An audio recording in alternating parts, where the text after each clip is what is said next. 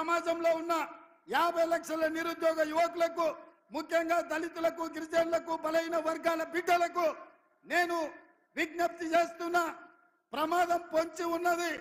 ఎన్నికలైనంబడే నరేంద్ర మోడీ దళితులు, గిరిజనులు, బలైన వర్గాల మీద సర్జికల్ స్ట్రైక్ చేస్తాడు. మీ రిజర్వేషన్లు రద్దు చేస్తాడు. నేను ఎందుకు ఇంత గట్టిగా చెప్తున్నా అంటే, నరేంద్ర మోడీ, అమిత్ షా రిజర్వేషన్లు రద్దు చేస్తారని నేను 2-3 టీవీలలో మాట్లాడినా, 2-3 వేదికల మీద నుంచి చెప్పిన. ఎంబడే ఢిల్లీ నుంచి పోలీసులు వచ్చారు. నేను అడుగుతున్నా, నేను చెప్పదలుచుకున్నా, అయ్యా నరేంద్ర మోడీ, అమిత్ షా గారు, జేపీ నడ్డా, కిషన్ రెడ్డి గారు, బండి సంజయ్, ధర్మపురి అరవింద్ గారు, మీరు గుర్తుపెట్టుకోండి, 10 సంవత్సరాలు చంద్రశేఖర్ రావు ఇదే విధంగా ఏసీబీ అనో, పోలీసులనో, విజిలెన్స్ అనో, లేకపోతే ఇతర శాఖలను నన్ను వేధించిండు, నన్ను కేసులు పెట్టిండు, నన్ను అరెస్ట్ చేసిండు, నన్ను జైలుకు తోలిండు. చివరికి ఏమైంది? నడుము ఇరిగి మూలకు పడ్డాడు చంద్రశేఖర్ రావు మీ చేతుల. నిన్నగాక మొన్న చంద్రశేఖర్ రావులు ఈపులు చింతపండు చేసి ఇవాళ మూలకు కూసబెట్టిండ్రు తెలంగాణ ప్రజలు. ఇవాళ చంద్రశేఖర్ రావు కేటీఆర్ అంటున్నాడు, కారు ఖరాబ్ అయింది, షెడ్డుకు పోయింది, మళ్ళీ వస్తుందని. నేను చెప్పదలుచుకున్నా, మీకందరికీ తెలుసు, కారు ఖరాబ్ అయి కార్ఖానకు పోయింది, ఇక అది బాగుపడదు, మళ్ళీ రాదు. జుమ్మెరాత్ బజార్లో తూకానికి తూకం వేసి అమ్మాల్సిందే. కారు గతి లేదు. ఇవాళ కారు లేదు కాబట్టే బస్ వేసుకొని బయలుదేరిండు. నేను చూస్తాం ఏం చేస్తాడో కేసీఆర్ అని. ఏమి లేదా, మీరు బస్ యాత్ర ఒక్కసారి చూడుండ్రి.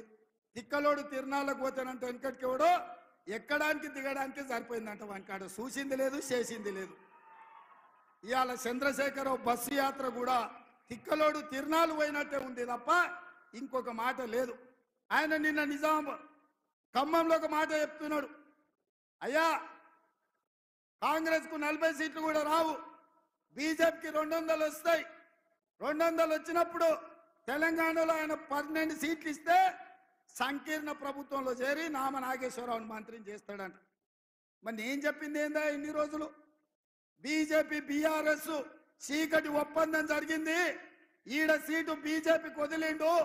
అదే విధంగా మహబూబ్ నగర్, చేవెళ్ళ, మల్కాజ్గిరి, భువనగిరి, జహీరాబాద్, కరీంనగర్ లాంటి సీట్లు బీజేపీ వాళ్లకు అంతర్గతంగా చీకటి ఒప్పందంతో గెలిపించాలి.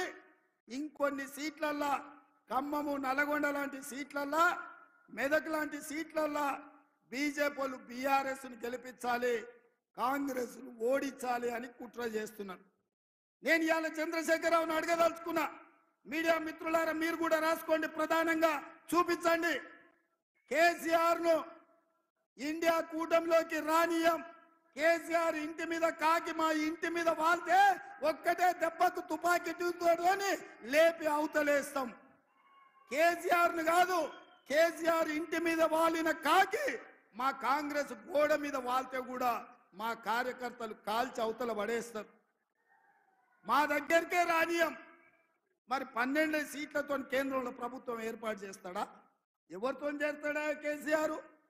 అంటే ఎన్డీఏతోనే కదా, బీజేపీతో పొత్తు పెట్టుకుంటా అని చెప్తుండు కదా. మొన్న 10 ఏళ్ళు బీజేపీతోనే కదా ఆయన ఉన్నది. ఈ చట్టాలు వచ్చినప్పుడు పార్లమెంట్లో మద్దతు ఇచ్చింది ఆయనే కదా. నరేంద్ర మోడీని పిలిపించి మాకు నిధులేమొద్దు, నీ ప్రేమ ఉంటే చాలు, నీ ప్రేమలో అమరుణ్ణి అయిపోతా నేనని చెప్పింది చంద్రశేఖరరావు కాదా? గజ్వెల్లో మిషన్ భగీరథ ప్రారంభించినప్పుడు చంద్రశేఖరరావు చెప్పింది ఇదే కాదా? మాకు నిధులొద్దు, నీ ప్రేమ ఉంటే చాలు అని. ఇవాళ మరి అదే చంద్రశేఖరరావు ఆయన మాట్లాడుతున్నాడు ఏమని?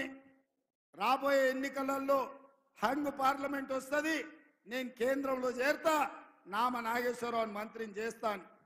ఇంత స్పష్టంగా బీజేపీతో ఒప్పందం చేసుకొని బీజేపీ బీఆర్ఎస్ వ్యూహాత్మకంగా ఒకరి మీద ఒకరు